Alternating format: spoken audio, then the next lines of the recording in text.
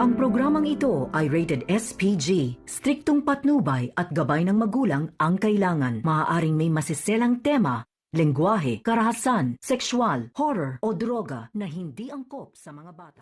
Kinumpronta talaga ni Giselle itong si Lynette kung saan sinabihan niya dito na baka magsisisi sa bandang huli kung hindi niya pinaniniwalaan ang kanyang anak na si Annalyn, kung saan talagang siya ang nagpalaki nito. Dapat ito ang pagkatiwalaan niya. Napaisip si Lynette sa kanyang mga sinasabi ni Giselle kung saan talagang may punto ito, na kung saan siya nagpalaki ng kanyang anak, dapat ito ang pagkatiwalaan niya dahil hindi ito nagsisinungaling sa kanya simula pa nung bata pa siya.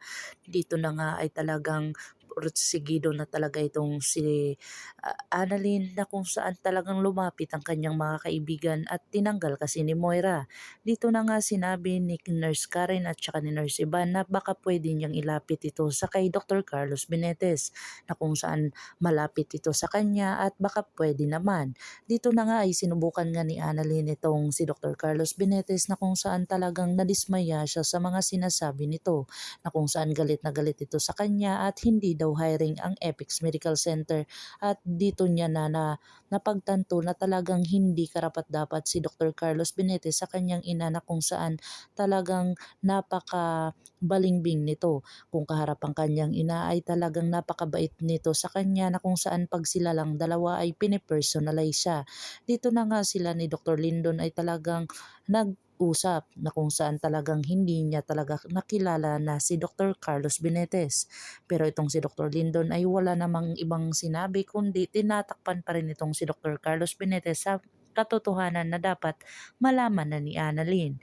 Pero hindi pa rin ito sinabi ni Dr. Lindon, na kung saan tinakpan nito ni Dr. Lindon si Dr. Carlos Benitez dahil may utang na loob siya dito at hindi siya pwedeng magingay o magsalita kay Annalyn, na kung saan niligtas ni Dr. Carlos Benitez ang kanyang buhay.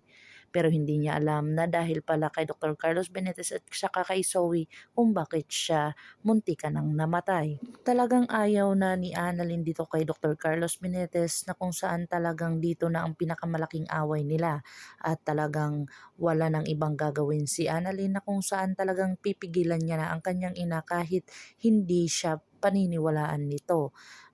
Alamin natin kung matutuloy ang kasal ni Dr. Carlos Benitez at saka ni Lynette, kung saan talagang napakatindi ng mga pangyayari at hindi na talaga maiintindihan ni Annalyn itong si Dr. Carlos Benitez, lalong-lalo na ang kanyang inang binibilog na ito ni Dr. Carlos Benitez sa kanyang mga salita, na kung saan hindi naman tama.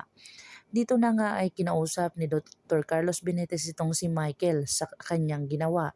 Dito na nga ay talagang pinagtakpan niya ito ng dahil lang sa galit siya kay Dr. RG Tanyag at ayaw niya dito ma-stop over itong si Lynette, at much better na lang daw na kay Dr. Carlos maikasal si Lynette, wag lang kay Dr. RJ Tanyag. Abangan natin ang mga susunod pa na episode na ito, ang abot kamay na pangarap. If you like my story, please like, share, and subscribe para ma-update po kayo sa mga susunod pa. Yun lamang po at maraming salamat.